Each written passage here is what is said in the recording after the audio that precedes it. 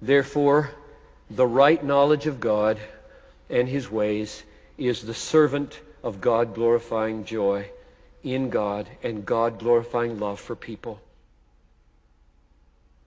Having ignorance of God and believing falsehoods about God hinder God-glorifying joy and God-glorifying love that comes from that joy.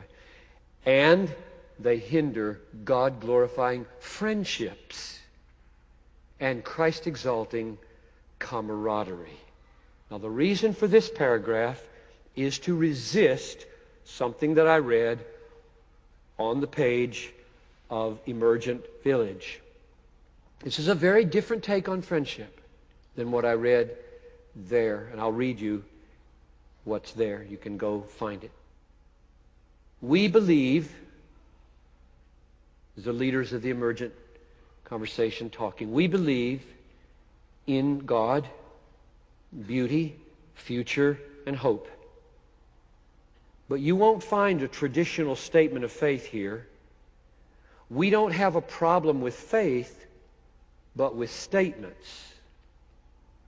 Whereas statements of faith and doctrine have a tendency to stifle friendships, we hope to further conversation and action around the things of God. Close quote. That's another world from where I live, precisely for the sake of friendship. Let me ask two questions to those of you for whom that is your skin. That's what you wear, or maybe your heart. Let me ask you a couple of questions. Number one, are there any statements, which if your friend really believes them, would destroy him?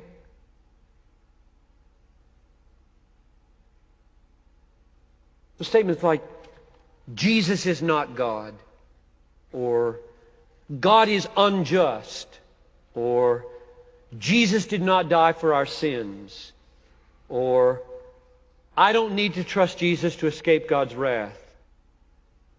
If there are statements that if a person really believes,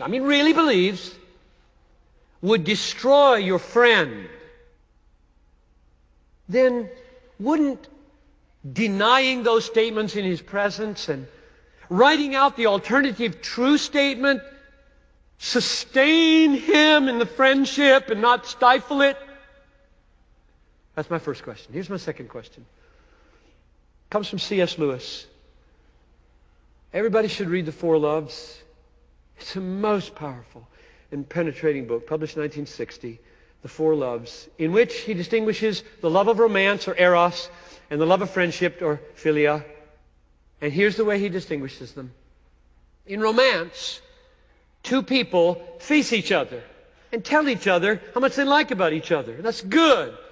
Husbands and wives should do that. And when you're falling in love, you should do that. Face each other and talk about what's drawing you to each other. That's a good thing. Eros is not evil. But friendship is so different. So different. Friendship, he says, is not face to face, but shoulder to shoulder, with a common interest, challenge, beauty, God. For Lewis, and I think this comes very close to the Bible understanding of friendship, the greater the shared vision out there, pulling us together shoulder to shoulder, not looking at each other, but shoulder to shoulder, the greater the shared vision of God, the deeper the friendship. Oh, I have friends. Friends I'd die for. Friends would die for me. One of the reasons I hate the thought of retiring to, New Mexico, or it's not just because I hate golf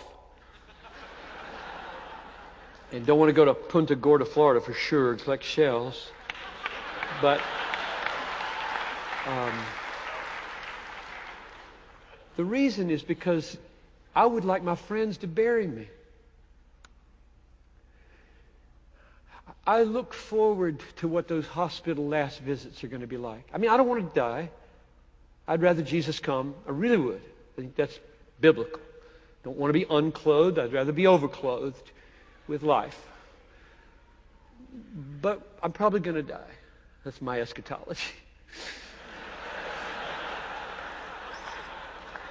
I don't think the Great Commission is done yet. That's the reason.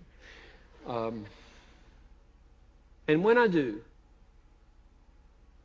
I want a certain kind of people around me, my friends, because we share a vision of God and a belief in a kind of suffering and what is needed in that moment, and truths about the nature of Christ, and truths about the cross, and truths about wrath, and truths about forgiveness, and truths about guilt, and truths about hell, and truths about heaven. I mean, truth is all over these friendships, making them so unshakable and precious and deep and full and rich. And frankly, I just get real sad thinking about the kind of friendship that's got to be a cut flower.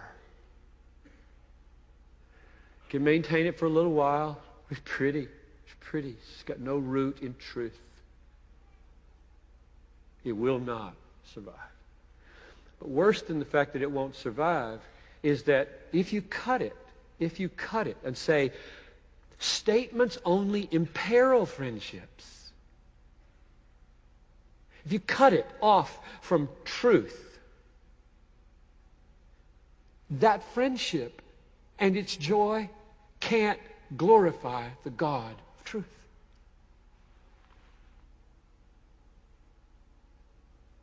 It seems to me that the emergent ethos uproots friendship from the solid ground of biblical doctrine and therefore preserves it for a very short time. I quoted yesterday, and I'm almost done. I'll quote it again here with tears. Even if an angel from heaven should preach to you a gospel contrary to the one we preach to you, let him be accursed. That's not friendship. You can have tolerance and courtesy and longing for that person who does not share the gospel with you, but not deep friendship. They're accursed. And you're Christ's by grace.